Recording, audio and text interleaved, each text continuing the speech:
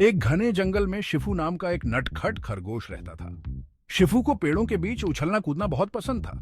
उसे दूसरे खरगोशों के साथ खेलना बहुत अच्छा लगता था।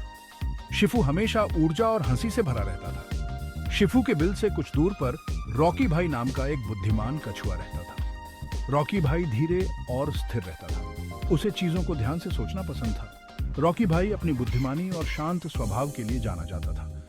अपने मतभेदों के बावजूद शिफू और रॉकी भाई सबसे अच्छे दोस्त थे। उन्हें साथ समय बिताना अच्छा लगता था।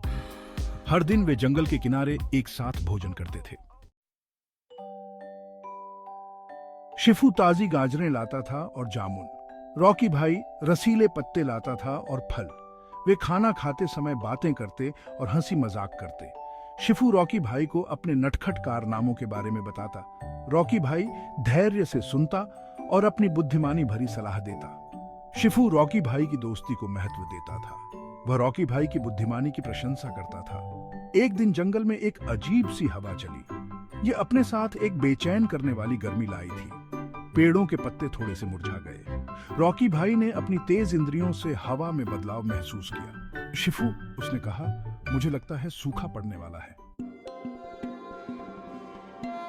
शिफू, जो एक तितली का पीछा करने में व्यस्त था, एक पल के लिए रुक गया। सूखा? उसने अपनी नाक सिकोड़ते हुए पूछा। वो क्या होता है? रॉकी भाई ने अपनी आवाज धीमी और स्थिर रखते हुए समझाया। इसका मतलब है कि बारिश बहुत कम होगी, पौधे मुरझा जाएंगे और भोजन दुर्लभ हो जाएगा। हालांकि शिफू पर इसका कोई असर नहीं हुआ। वह हंसा, उसके कान फड़फड़ाते हुए वह उछल पड़ा। चिंता मत करो रॉकी भाई, हम और खाना ढूंढ लेंगे। यहां तो बहुत कुछ है खाने को। दिन हफ्तों में बदल गए और सूरज बेरहमी से चमकता रहा। कभी हरा भरा रहने वाला जंगल सूखने लगा। जिस धारा में शिफू को ठंडक पसंद थी, वह सिमट कर एक छोटी सी धारा में बदल गई।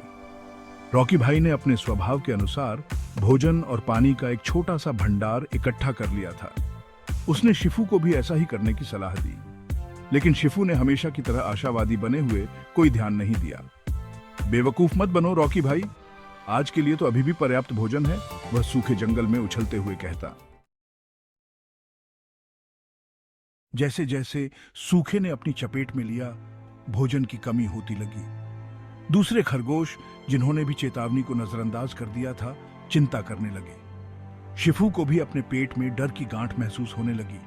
उसने ऊपर नीचे दूर दूर तक खोजा, लेकिन एक समय जो जामुन और रसीले पत्ते बहुतायत में थे, अब कहीं नहीं दिख रहे थे। वह थका हुआ, भूखा और बहुत बहुत प्यासा था। तब उसे रॉकी भाई की बातों की गंभीरता का एहसास हुआ। थका हुआ और हारा हुआ शिफू अपने यूजुअल मिलने की जगह पर वापस गया।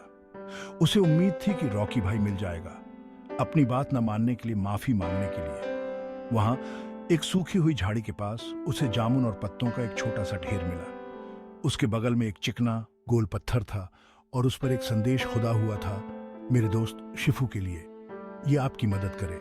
शिफू की आंखों में आंसू आ गए। रॉकी भाई ने शिफू की बात न मानने के बावजूद उसके लिए खाना छोड़ दिया था।